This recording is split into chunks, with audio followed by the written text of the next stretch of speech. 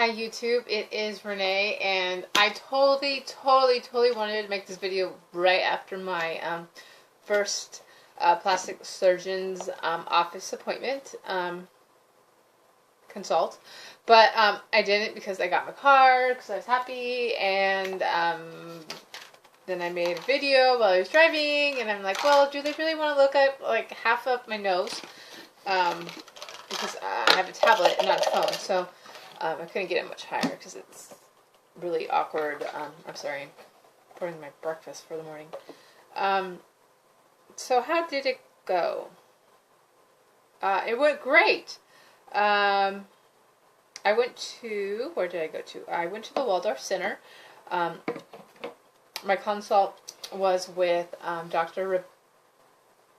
Rachel Strew.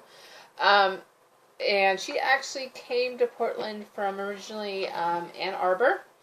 I've looked up a few of her reviews I've seen online, and those patients from Michigan are happy, really happy with her.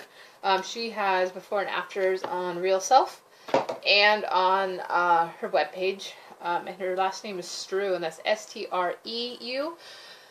So what happened at my appointment? I was greeted by a nurse who took me to my room, the room. She gave me my outfit and my undies, and she explained what she was going to do, and so I changed into my non-existent undies, and basically it was like a robe that really only had one button in the front.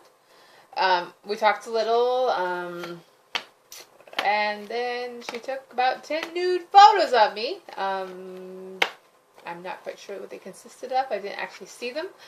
But just to highlight, I did go in there for discussion about a medical breast reduction. And then I'll break that down when I talk to the surgeon. And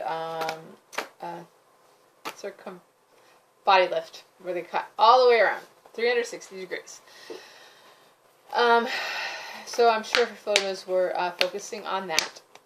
I felt as comfortable as you can be, considering I don't really go around naked in places. And then she took my blood pressure, which actually is the highest I think I've ever seen it. I didn't even think when I was really overweight, I still had normal blood pressure. But it was on the high range of normal, is what she said. And I said, well, I usually go to the doctor's in the mornings, and I don't get naked. So that could explain it. Actually, I was like sweating like a pig underneath there too. So I'm sure like the nerves and all that, just whatever. And then I had to wait a little while longer, and then the surgeon came in. She told me to tell her about my story.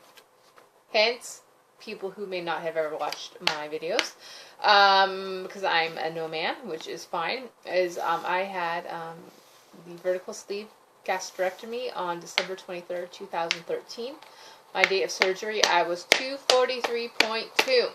The lowest weight I've seen since then was 161 point something, and I was probably dehydrated. I think I mentioned that in video number 1, so probably realistically 163. I have trained for 2 marathons. I was successful. I had an injury. I was told not to run for 2 weeks before my marathon. I was told not to run a month after my marathon. I just got my clearance from my doctor on Thursday that I can run. I have not ran yet because I've been really busy. But I am working with a trainer in the morning. Hence the weight gain. The last time I weighed myself, I was about 184.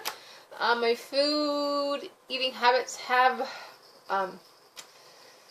diminished, or I've gained some control on them, but basically don't become sedentary around Halloween, because there's candy everywhere. I love sweets. I don't care if it's chocolate or anything else. It's so sweet.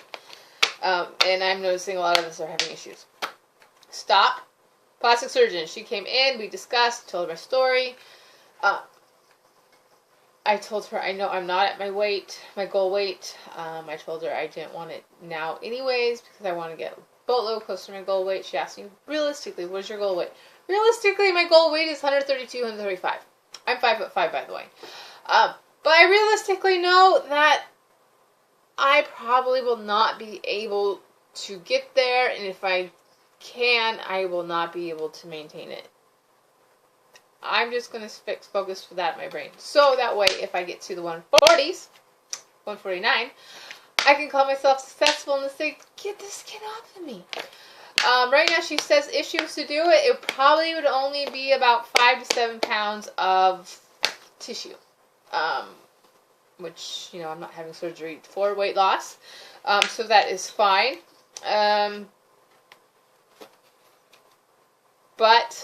So we went over the breasts. She took dimensions of my breasts. They were exposed, which was fine.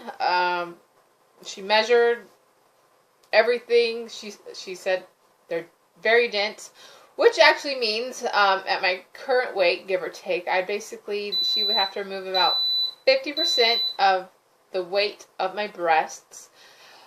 I want about a full C, small D. I don't know what those would look like on me, but she's like, basically I'd have to take approximately 550 grams away. I don't know what that would look like. But she says I would be a good candidate.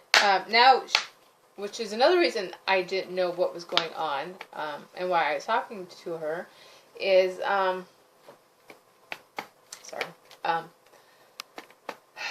if I lost weight and the denseness of my breasts still was too much, which she said because of how dense they are, I should still have total boobs, even if I get down that low, is that she would have to take less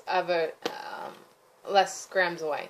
Because it's all based off of height and weight, period. End of story. That's the only thing they care about. So, and of course, she wants to be proportionate. I want to be proportionate. So we'll go from there. But she doesn't see it being a denial whatsoever. So actually, if I do follow through with that, and she does then submit it to insurance, then yeah, she still thinks it should be in the bag. Because when I wear my my racerback sports bra, it kills. And this whole area always kills. I mean, it just hurts. And actually, I still have my divots, which I actually thought were going to go away. My God, look at those. Aren't those freaking horrible? They still get pulled on and yanked on, especially when I'm running. And I'm not going to stop running. So, that is good. So the boobs. And then, I later mentioned that obviously I don't want, boob cleavage. Bra cleavage on the armpits, and she said actually most of that should be taken care of when she makes her pattern on my breasts and tightens it up, but just in case, we can do lipo around there. So the quote includes lipo around the breasts. That would not be medically necessary, so that would be a cosmetic portion of the breast reduction, which is fine.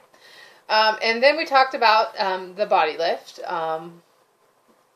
It sounds like she does understand fully, obviously, to take it as low as she can get it on me. Go up around the hips, and then basically, almost basically on top of the butt crack. Which, duh. I also learned a lot about belly buttons. You keep your belly button. They just relocate it because they actually would, yeah, here's my roll. They actually would go above here somewhere, and my belly button's down here. And then, down here is where the incision would be, and they pull that and that together. Anyway, so they cut around the belly button, and they bubble, and then put it through, and belly button. But apparently, for one of the nurses at the end of that, she said she has a really cute belly button. I mean, how she makes her belly buttons, or, ties them in, or however. So, I've never even thought about the belly button portion, really, but, I'm interested in finding out about it. Then we also talked about, an inner thigh lift that goes through the groin. I would never do a thigh lift that, goes up and down the interior of the thigh. No, I don't hate my thighs that much. But she thinks with the body lift and the contouring with the lipo around the hips and stuff, everything should be just fine. just in case there isn't, she does say she will not do it all at the same time. She will do the breast reduction and the body lift at the same time, but she will not do the thigh lift. She says she will require that to be a second surgery. So, numbers. First of all, here's their beautiful little pamphlet. The Art and Science of Beauty. I'm not going to show you my papers, but I am going to show you one thing. She will insist on cosmetic protect in case anything happens, infection, you know, because it might go beyond obviously what my insurance would do because it is an elective surgery, the portion that's not breast reduction. So the she didn't do anything about the breast reduction because it's medical, and I already know my deductible and my maximum coinsurance, so I'm just gonna work with those numbers in my brain. So the body lift, surgeon fees, $9,600, give or take. The liposuction, around the breast bra area, if it is needed, is about $3,200, and that's actually with a discount. So, lipo costs a little more than, I would have thought. The insurance she's requiring me to get would be $230, which is, you know, peace of mind, $230, big whop. The anesthesiologist, is $945. And then they also, at the surgery center here, which is where I almost had my, sleeve, but my insurance paid the same out if I stay at the hospital, which I chose to, includes an overnight stay and, obviously the operating room, is a little over $3,200, which it's within 20 miles of my home. So, basically after that night, I can go home and live in a recliner for, like, ever. At least that's what I've been hearing a lot of us do. So, ultimately, the total of my estimate, which is probably close, is under $17,000. Of course, I can get discounts if I pay cash or check, and it's not horrible. So, if I do get a thigh lift, surgeon's fees are just over $5,000. The insurance again, because she is requiring it, and then the facility fee is $1,650 instead of closer to $3,200 because I don't have to stay the night. And then anesthesiologist is only $693, which still is not cheap. I don't know how people go in for revisions when these are the prices. But of course, whatever. So we're looking at roughly $7,600 for a thigh lift through the groin, because that's all her and I were discussing. Wow, right? One, I really did like her. Two, if I was in the perfect circumstances and I had to make a decision today, I say sure, yeah, I would let her operate on me. I have been looking around on the internet, and I don't see anything bad at all. I'll look harder, of course, but there are a couple other surgeons around locally I'd like to see. There's a Dr. Vu. Her actual name is Kim-Chi, C-H-I, Vu, and I have seen some negative reviews on her. I'll check her out, and then I'm trying to find a man just to get a local man's opinion. There's a Dr. Zarella who actually works in the exact same office as Dr. Strew. I will look at that bridge later, possibly just to get another opinion and a man's opinion. You know, I haven't looked at his before and after so much, but I'll get into that. And then, final thing. And then, obviously, I'm really hoping Katzen is still going to come to the Portland WLFSA meet and greet 2017, because I think we all would like to see what Katzen would say or do or whatever to us. But that's how that works. Ask any questions if you have any. Bye-bye.